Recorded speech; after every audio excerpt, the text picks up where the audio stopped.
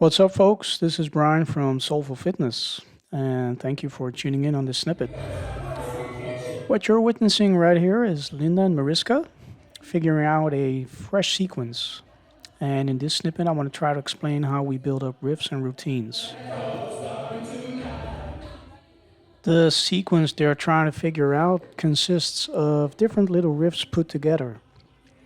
So, in a nutshell, the way we approach this is how you would approach learning a language. First, you learn some words, that's your riffs. Then you make a sentence, that's your routine. And with those sentences, you can tell a story or have a conversation.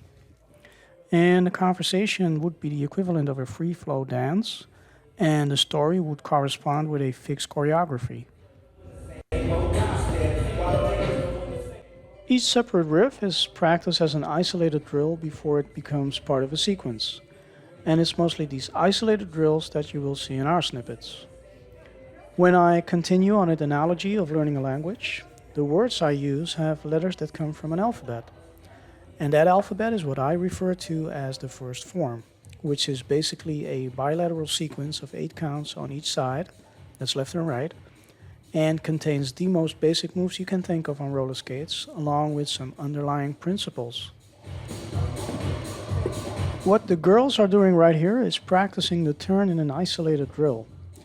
But they are using what I refer to as a parallel straight shuffle as a preset to smooth out the turn.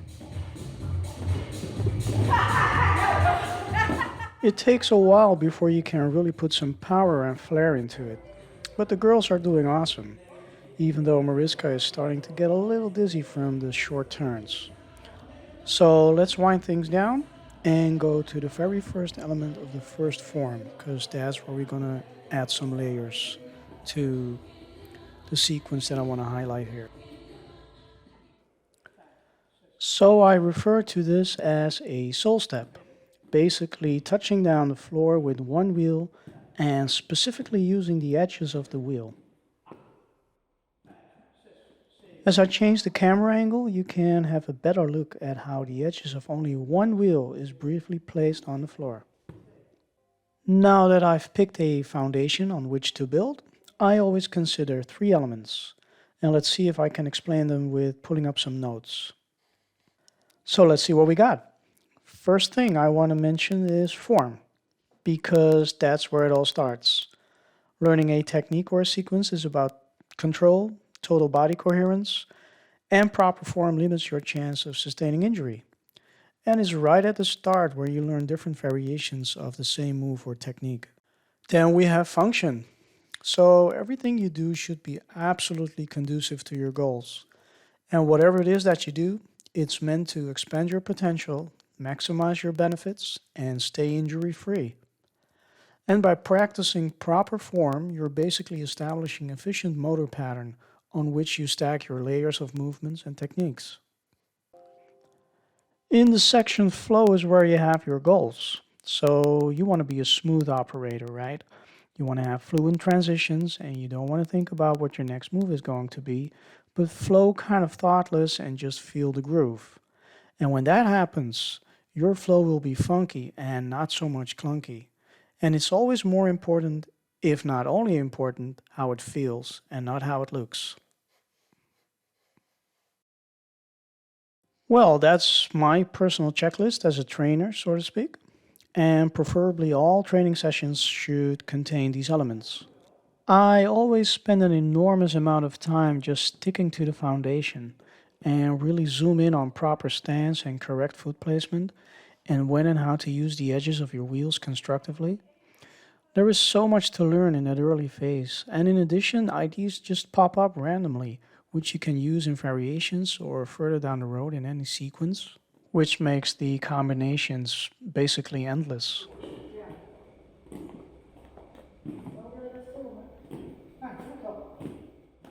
When practicing multiple turns and spins, it's always best to have them embedded in extended sequences because of the high probability of getting dizzy or nauseated. And Mariska on the left side of the screen can tell you all about getting dizzy, as she has pre-existing issues with her inner ear, and that's where balance and coordination is regulated for the most part. Those pre-existing issues are no joke, I can assure you. But I'm convinced that roller skating has helped her a lot to deal with those inner ear problems. And so she has inspired me a great deal over the years to come up with alternative ways to learn people how to build up turns and spins.